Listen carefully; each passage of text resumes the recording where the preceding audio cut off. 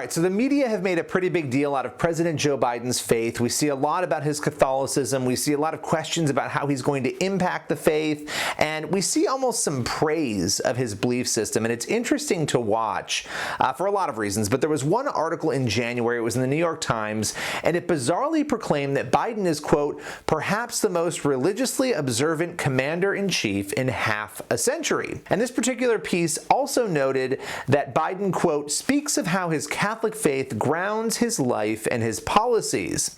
Now, there are some other headlines out there. Another one that caught my eye is that Biden will make his mark on Catholicism. Now, it's no secret that he attends church, that he is a member of the Catholic faith, but his views and his policies on some notable issues, most notably abortion, fly in the face of Catholic teaching, so much so that there are some newfound debates percolating in the Catholic Church about whether or not Biden and other pro-choice Democrats should be denied communion. But here's the interesting thing. Even with that, it's as though it's the Catholic Church to blame, right? The Washington Post had this really interesting tweet. They tweeted, quote, a rising group of right-wing U.S. Catholic bishops is colliding with a very Catholic president who supports abortion rights. I mean, what does that even mean? The very Catholic people are the ones upholding Catholic teaching. That's who the Catholic people are, not these right-wingers. They're the ones standing by their faith.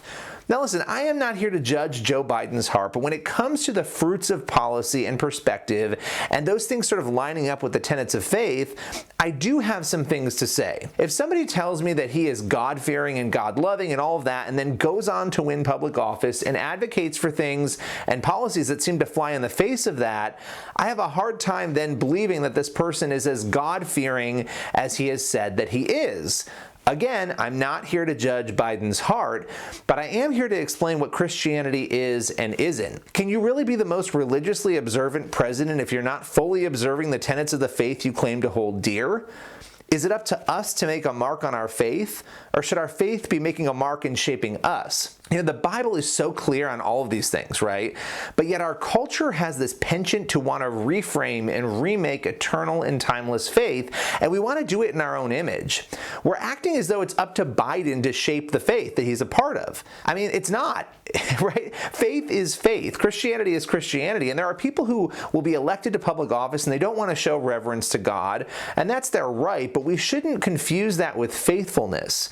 We need to be careful not to judge people's hearts, but we also have to stand by the truth. We have to make sure we're not reframing Christianity to be whatever we want it to be. God doesn't need us to be making marks on biblical Christianity. He needs us to be opening our hearts to allow Him to make marks not only on us, but through us. We should call out these mischaracterizations. We should stand up for the truth. But most importantly, we should be praying for wisdom for President Biden, for our Vice President, and for all of our leaders.